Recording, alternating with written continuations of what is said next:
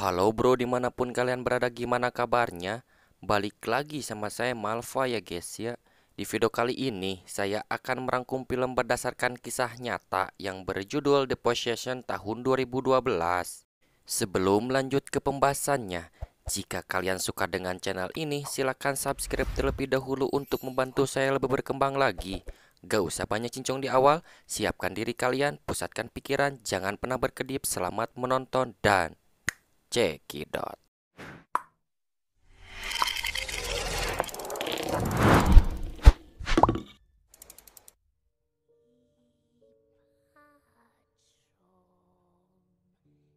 Di awal film kita akan diperlihatkan seorang nenek yang telah menemukan sebuah box misterius di zaman dulu. Box tersebut seperti dirancang khusus, hanya sebagian oranglah yang bisa membukanya. Karena sedikit penasaran apa yang ada dalam box itu, jadi si nenek kali ini akan merusaknya dan lalu tiba-tiba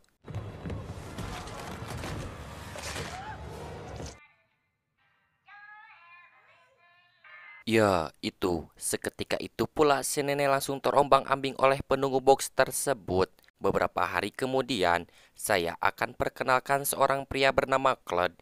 Claude tersebut adalah pelatih basket profesional. Namun naasnya di balik kesibukan menjadi pelatih, ia harus bercerai dengan istrinya yang bernama Stephanie.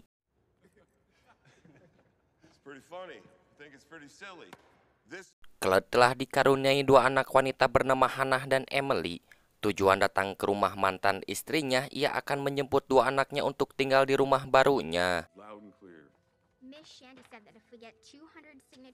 Setelah pisah beberapa bulan ke belakang, Stephanie kini sudah menikah lagi dengan seorang dokter ahli gigi yang bernama Brett. Di balik kehancuran keluarga yang telah dibangun sejak dulu, mereka tidak menyimpan dendam sedikit pun.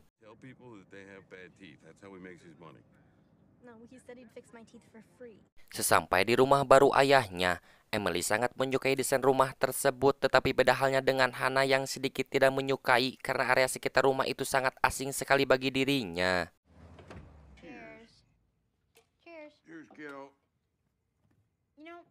Dan lalu saat pagi hari ketika mereka semua akan pergi ke rumah Stephanie untuk mengambil barang milik mereka, di tengah perjalanan Hannah melihat sebuah bajar perabotan rumah tangga yang sangat kebetulan sekali ayah mereka membutuhkan itu untuk rumah barunya. Dan ternyata seluruh perabotan itu milik si nenek yang sempat diserang oleh penunggu box misterius itu. Box tersebut seperti memiliki daya tarik tersendiri yang membuat Emily memaksa Claude untuk membelinya. Di tempat yang sama, Emily seperti diberi pesan oleh si nenek untuk tidak membelinya karena box tersebut sudah jelas telah mencelakai dirinya.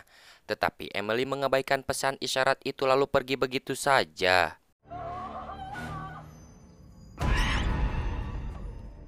Lalu Claude menyadari terkait box itu yang dibuat sangat teliti dan ahli di bidangnya. Sampai siapapun orang yang memiliki box itu tidak akan mudah untuk bisa membukanya. Tak lama kemudian, asisten Claude yang bernama Trevor menghubungi untuk membicarakan bahwa Claude telah diangkat untuk melatih divisi 1.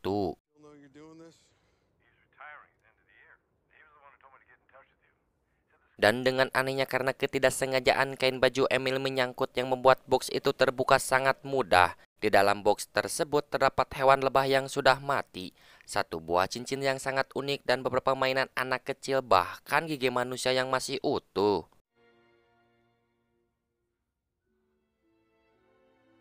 Setelah berhasil membuka box itu, keanehan di rumah tersebut semakin hari semakin tidak masuk akal. Bahkan Emily sangat menyukai sekali cincin yang ia temui di dalam box misterius itu. Dan lalu setelah itu Emily merasakan bahwa kali ini setengah jiwanya bukan lagi dirinya, tetapi Hannah hanya bisa menghibur adiknya saja karena ia tidak mengerti apa yang sedang dibicarakan oleh Emily.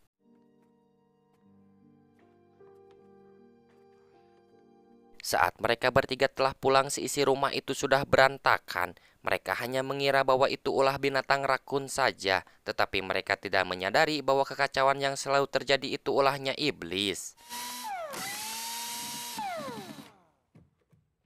Kini sosok iblis penunggu box itu sudah memanggil nama Emily. Bahkan di waktu bersamaan pun Claude melihat Emily lewat cermin box itu yang sudah berbeda. Hari demi hari dan waktu ke waktu sikap perilaku Emily bukan lagi dirinya, tetapi Claude hanya mengira mungkin itu efek dari kehancuran rumah tangga saja. Singkat cerita, malam pun tiba. Hana diserang oleh ratusan lebah yang sudah berada dalam lemari, dan ternyata pusat kedatangan lebah itu dari kamar Emily.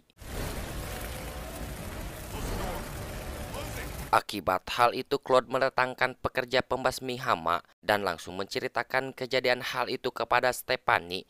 Tetapi anehnya, mereka terus mengkaitkan hal itu ke arah perceraian rumah tangga mereka. Beberapa hari kemudian, kini tangan Emily sedikit memar akibat memakai cincin itu dan melihat tangan sosok iblis yang sudah menyatu dengan dirinya.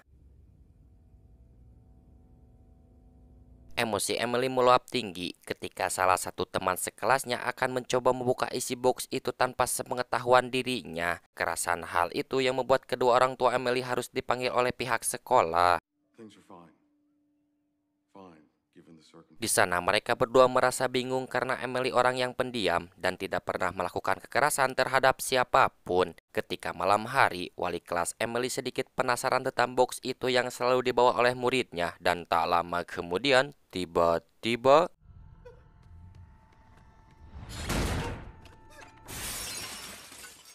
ya, itu wali kelas Emily harus tewas sangat tragis. Kali ini Emily memberitahu bahwa dirinya telah menemukan teman baru, seorang wanita penghuni box itu yang selalu datang secara tiba-tiba dan lalu menyuruh ayahnya untuk membawakan box itu yang tertinggal di sekolahnya.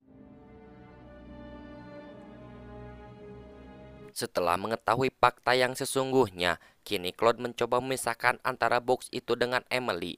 Tetapi sayangnya Emily mengetahui betul di mana letak box itu berada.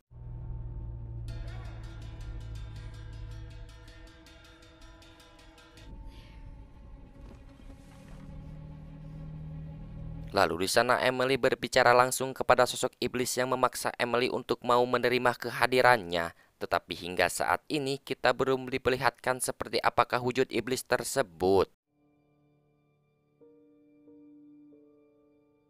Singkat cerita, beberapa hari kemudian, Stephanie bersama Claude menghadiri persidangan untuk merebut hak asuh kembali dari tangan Claude dan meminta Claude untuk segera menjauh dari dua anaknya. Setelah persidangannya selesai, Claude langsung mengambil box itu lalu pergi menemui teman dekatnya yang bernama Jay Braju untuk mencari tahu penyebabnya.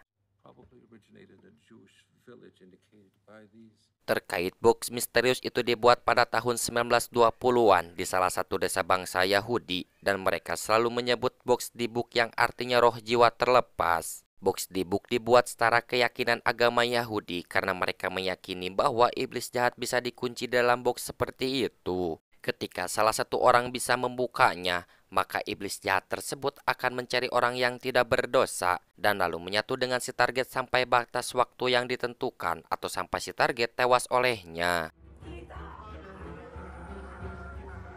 Lalu setelah itu Claude mencari doa lewat beberapa situs agar bisa menyembuhkan anaknya. Ketika mantan istrinya sudah pergi, Claude langsung masuk ke rumah itu sambil membawa Alkitab. Percobaan pertama Claude tidak membuahkan hasil dan terpaksa harus pergi karena Stephanie telah pulang ke rumahnya. Lalu setelah itu Claude pergi menemui seorang tabib agama Yahudi yang bernama Zadok.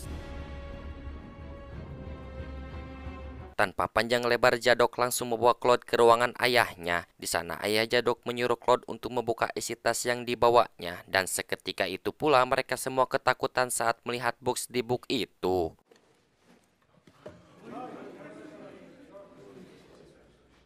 Di sana mereka semua menolak atas kedatangan Claude yang ingin membantu untuk membebaskan anaknya. Karena iblis yang berada dalam di book itu selalu menyerang orang yang akan mencoba untuk menyembuhkan targetnya. Tetapi beda halnya dengan Zadok bersedia untuk membantu Claude apapun risiko yang akan dihadapinya nanti. Di sisi lain, Stephanie diperlihatkan sikap perilaku Emily yang sangat jauh berbeda. Dan mulai dari situlah Stephanie meyakini pembicaraan Claude terkait hal di book itu.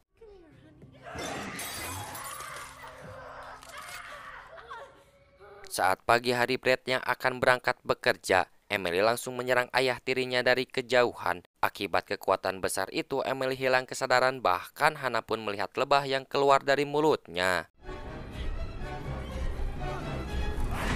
Scene balik lagi kepada mereka berdua. Di tengah perjalanan, Jadok memberitahu Claude bahwa salah satu cara untuk bisa membebaskan anaknya yakni memanggil nama iblis itu dan nama aslinya Abizo. Ketika dokter memeriksa seluruh tubuh Emily, mereka semua harus terkejut setelah melihat kepala iblis itu yang sudah bersarang di dalam tubuhnya. Dan tak lama kemudian, Claude bersama Jadok tiba di sana. Lalu Jadok meminta mereka untuk membawa Emily ke ruangan sepi dan tertutup. Sebelum ritual penyembuhan berlangsung, Jadok meminta Hana untuk menyalakan 7 lilin yang dibawanya, dan lalu menyuruh mereka untuk menyimpan sesuatu yang berharga ke dalam dibuk itu. Setelah beberapa syarat telah dilaksanakan, kini Jadok langsung melakukan ritual penyembuhan itu, dan tak lama kemudian, tiba-tiba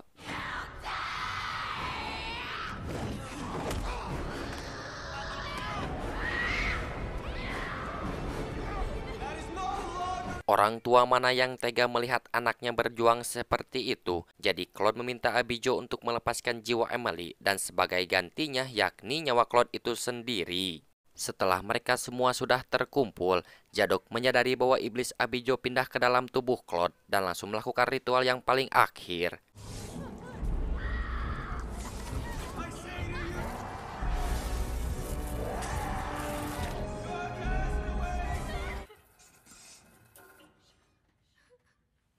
Singkat cerita, beberapa hari kemudian keluarga mereka kembali normal. Di sana Claude menghubungi Jadok sebagai imbalan telah membantunya. Claude memberikan sebuah mobil kepada Jadok dan lalu tiba-tiba, ya, itulah alasannya mengapa kaum Yahudi tidak ingin melawannya dan film pun tamat. Kami perwakilan dari kaum pengangguran mengucapkan terima kasih banyak yang selalu mendukung channel ini agar terus berkembang. Semoga kalian sehat selalu dan dimudahkan rezekinya. Amin. Saya Malpa izin pamit undur diri. See you next video. Bye-bye.